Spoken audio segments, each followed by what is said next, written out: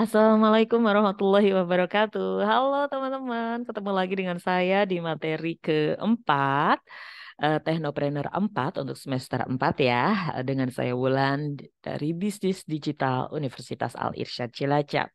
Oke, materi kita adalah tentang model bisnis berdasarkan fisiknya. Oke, sebelumnya kita pengen tahu dulu nih ada banyak banget model bisnis. Nah, di antara yang akan kita bahas di sini ada 6. Yang pertama adalah brick and mortar. Model bisnis tradisional yang menjual barang dan jasa melalui toko fisik atau tatap muka. Dulu ini semua toko-toko, pasar dan segala macam ini pakainya brick and mortar. Dulu ya zaman kita belum ada internet atau masih sedikit internet. Kebanyakan kita pakainya adalah brick and mortar. Kemudian kalau pakai e-commerce ini adalah model bisnis dengan menggunakan toko online yang penjual dan pembelinya ini melakukan transaksinya secara online. Kemudian ada juga yang ketiga adalah brick and click. Ini adalah gabungan dari mortal dan brick plus e-commerce. Jadi brick and click gitu ya. Brick tambah klik gitu. Kenapa? Itu karena mereka punya toko online dan juga punya toko offline dan keduanya buka secara bersamaan gitu. Nah, ini mudah ya teman-teman ya bisa membedakan ya antara brick and mortar, kemudian e-commerce dan kemudian brick and click. Brick and click itu kuncinya ya anggap aja yang gampangnya diingat adalah toko offline dan online. Kalau brick and mortar toko offline, kalau e-commerce itu online. Gampang ya?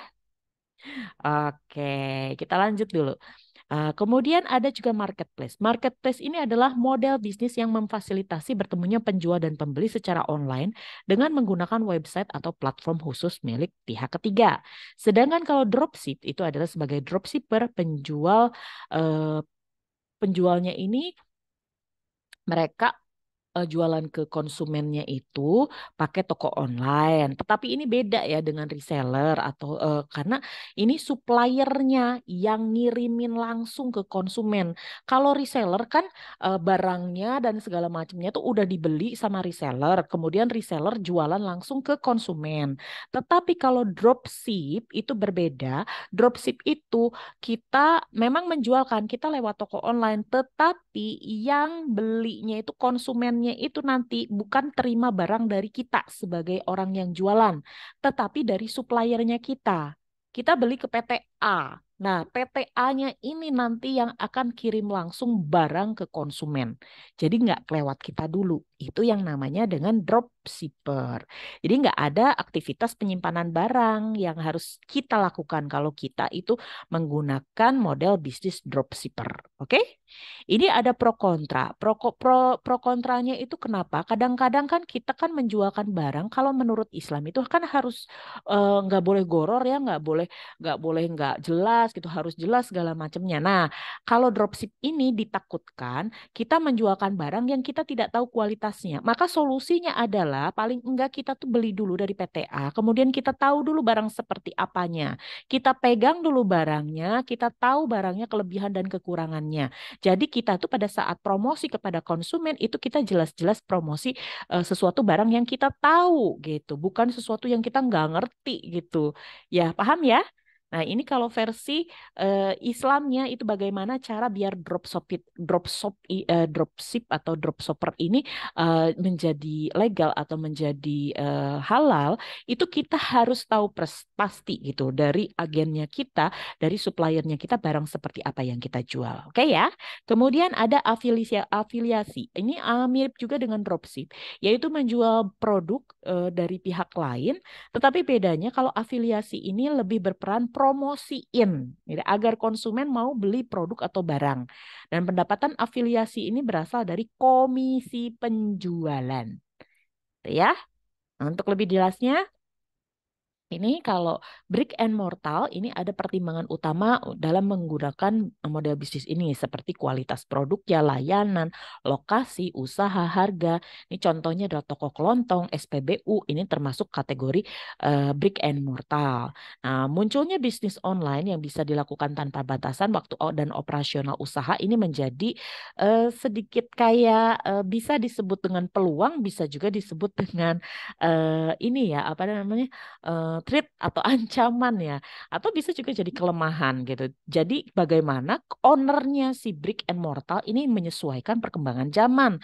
Solusi yang kita bisa tawarkan adalah ya udah buka aja dua-duanya, ya online ya offline. Kalau offline itu kan berarti kan dengan semua ada petugas yang jaganya, ada sewa ruangannya dan lain-lain. Kalau offline ya itu tadi. Kalau yang online itu kan kita tinggal memberdayakan si mbaknya aja gitu, petugasnya kita sambil nunggu pembeli. Kalau kosong dia nggak ngapa-ngapain ya kita suruh dia untuk upload barang di online juga, atau juga adjust stok. Adjust itu ya kalau stoknya sudah nggak ada ya segera di edit juga di bagian toko online gitu ya.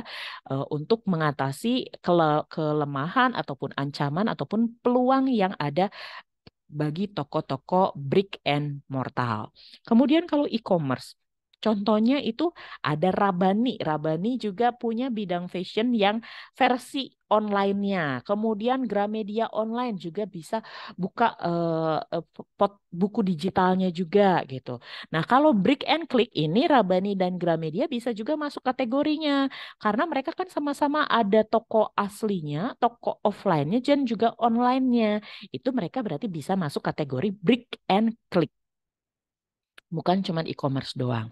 Contoh lain adalah bisnis fashion butik seperti Matahari Mall, Adidas.com, kemudian penjualan obat dan lain-lain. Kalau marketplace, ini memiliki banyak penjual yang tergabung dalam satu platform marketplace yang kalau untungnya itu bisa lewat komisi, bisa juga dari labanya lah ya. Ini contohnya adalah Shopee, Tokopedia, Bukalapak, dan lain-lain. Kemudian ini persaingan ketat ya. Kalau kelemahannya ini adalah persaingan ketat, juga labanya nggak bisa terlalu gede karena kan orang itu bisa jentrek banget gitu, bisa ngelihat dengan jelas. Oh, di toko A harganya 2.000, di toko B 2.500. Oh, kita ke toko A aja gitu. Apalagi kalau ulasan di toko A itu bagus, maka persaingannya memang ketat dan labanya nggak bisa terlalu tinggi karena kan orang bisa ngelihat dengan jelas sekali gitu loh. Perbandingan barang yang sama produknya apa aja itu bisa terlihat gitu. Bahkan di kolom yang bagian bawah di Shopee itu kan ada produk yang sejenis. Nah, itu bisa dilihat itu harga-harganya berapa. Kemudian kalau ada dropship juga, kalau tadi ya dropship itu apa keuntungannya ini tanpa modal banyak pilihan produk, margin keuntungannya memang relatif kecil, tapi ya memang nggak pakai modal, nggak usah harus beli dulu. Dia kan cuman modalnya dia apa ada orang beli ke kita, tapi kita pesankan ke suppliernya kita. Contoh pakaian, produk bayi, kemudian kosmetik, skincare, elektronik, gadget dan aksesori. Kemudian ini kelemahannya atau peluangnya ini adalah hubungan antar anggota atau cabang. Ini juga ada persaingan. Kemudian bisa juga ada rebutan atau segala macam ya. Itu namanya juga kita ngedrop ship ke, makanya kalau kita pilih drop ship gitu ya berarti agennya yang benar-benar agen yang udah besar gitu, suppliernya yang udah gede gitu. Jangan yang supplier kecil yang kemudian kita ini karena kan barangnya sedikit, tapi kalau supplier besar kan kita udah tahu jaminan kualitasnya, kemudian stok barangnya juga banyak itu nggak sampai rebutan dengan cabang-cabang lain. Kemudian kalau afiliasi itu untuk dapat bisa berbisnis afiliasi itu perlu gabung dulu ke satu program afiliasi. Jadi contoh di afiliasi market fee. Jadi jika barang terjual itu baru nanti dapat komisi gitu. Contohnya adalah Bukalapak afiliasi program, kemudian ada Shopee afiliasi program dan lain-lain.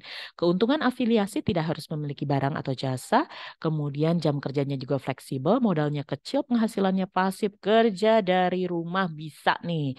Jadi buat mahasiswa-mahasiswa juga sudah bisa melakukan ini. Jadi cara kerjanya sama, daftar dulu ya melalui program, kemudian dapat kode unik referensi, baru dipromosikan di media sosialnya kita. Kalau ada orang belanja pakai kode referral, maka kita akan dapat fee atau komisi. Ini beberapa perusahaan yang udah make ini kan, ada juga yang makainya itu komisi baru dikasihin kalau bisa meningkatkan traffic. Ada juga yang kalau ada orang-orang pengunjung yang mengunduh suatu aplikasi atau subscribe newsletter perusahaan juga bisa. Jadi nggak harus belanja barangnya dulu ya. Nah, ini yang paling sering digunakan afiliasi Buy Me Tokopedia, komisinya cair 1 kali 24 jam. Ada tiket.com affiliate partner, kemudian ada afiliasi Jalora, ada Amazon affiliate program, ada Bukalapak affiliate program. Jadi teman-teman ini bisa ya memilih salah satunya.